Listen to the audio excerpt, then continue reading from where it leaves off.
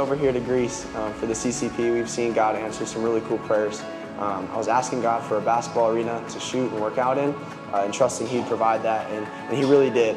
One day in the metro, we met a guy named Luther, and he turned out to be a pro basketball player the same age as me. And that has just really started an awesome relationship where we've been able to work out and train together, but also talk about Jesus and talk about the church and share the gospel and just hang out. So it's been really cool to see God answer that prayer in two ways specifically. This summer during CCP, God has really shown me what it looks like to live with my hands open and fully surrendered to Him. Practically, I think that looks like being fully committed and content with where God has me right now, but continuously to ask Him, God, is this still where you would have me? And then obediently following through with whatever the answer to that question may be. I want to introduce this story by saying that it's a massive testament to the faithfulness of the Lord in prayer and how He's working in the city of Athens.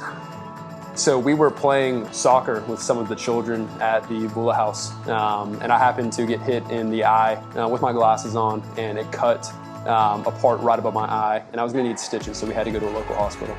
So I went to the hospital with Daniel, and honestly was feeling really frustrated and even impatient when we got there. The hospital was absolute chaos. There were hundreds of people and very few doctors to attend to the patients.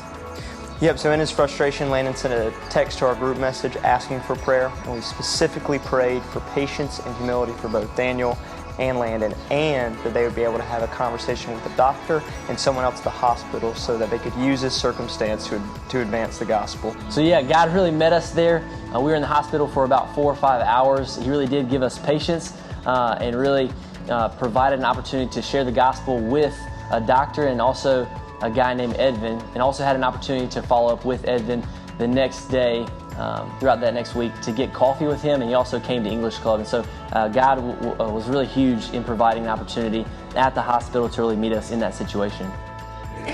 It's been really cool this summer, just our reading plans, and we've been reading throughout the entirety of the Bible how God's heart breaks for the nations, and then the promises He's made to them and how He's fulfilled those promises.